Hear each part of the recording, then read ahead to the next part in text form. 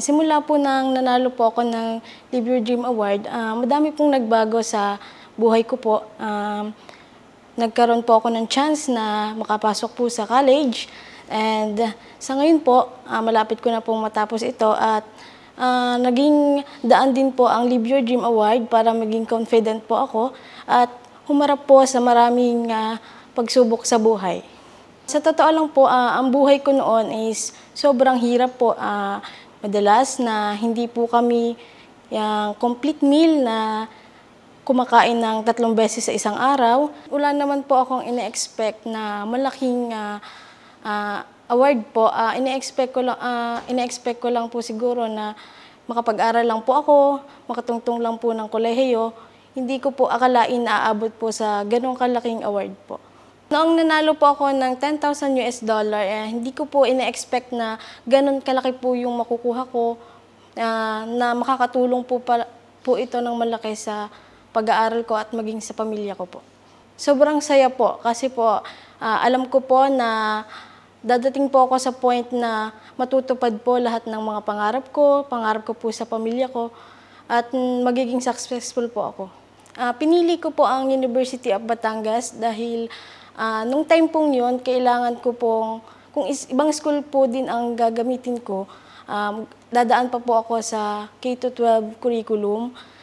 Mas inisip ko po na sa University of Batangas na lang din po kasi they offer naman po ng first year college kahit hindi po nag K-12 curriculum.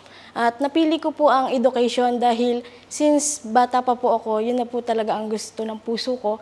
Ang mga prize money po na nakuha ko, bukod po sa nakatulong sa pag-aaral ko po, nakatulong din po sa pag-aaral ng aking mga anak at maging sa pang-araw-araw po naming pagkain po. Malaking tulong po ang Live Your Dream Award kasi po hindi lang po ito about money. Tinuruan po nila ako kung paano ipaglaban ang sarili. Hindi po porket babae po tayo ay kailangan po na magpaapi at hindi na po tayo tumayo sa sarili nating paa. Tinulungan din po nila ako na maging madiskarte na hindi kailangan umasa palagi sa iba para mabuhay at bumangon po.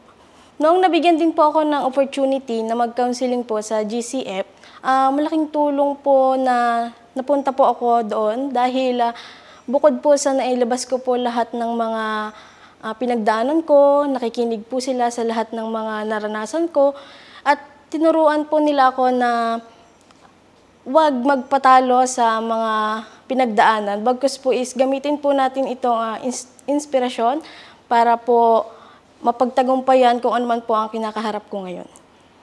Ngayon po na malapit na po akong mag-graduate ng education, major in Filipino, binabala ko po na mag-board exam at makatapos po ng board exam at makapagturo po sa public school ng magamit ko po ang mga pinag-aralan ko at makatulong na rin po sa mga bata na maturuan sila ng major na Pilipino po. Ang experience ko naman po sa UBI, okay naman po ang mga prof doon, yung nakikipag-cooperate naman po sila sa akin and tinulungan po nila ako kung ano po ang mga dapat kong matutunan, lalo na po ng OJT. Dahil po ng pandemic po, tinutukan naman po nila yon kahit po online po ang aming communication.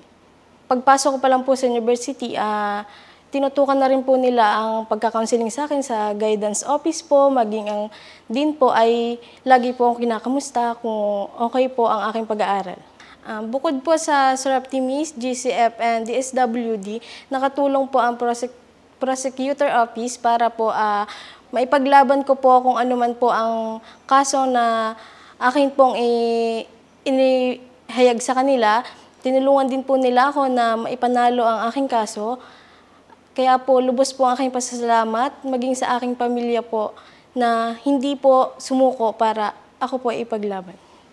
Ang masasabi ko lang po sa mga kabataang katulad ko na nagkakaroon ng problema, wag po tayong susuko na harapin at ipagtanggol kung ano man po ang ating mga karapatan at gawin po natin ang lahat para tayo makabangon. Huwag po nating hahayaan na tayo ay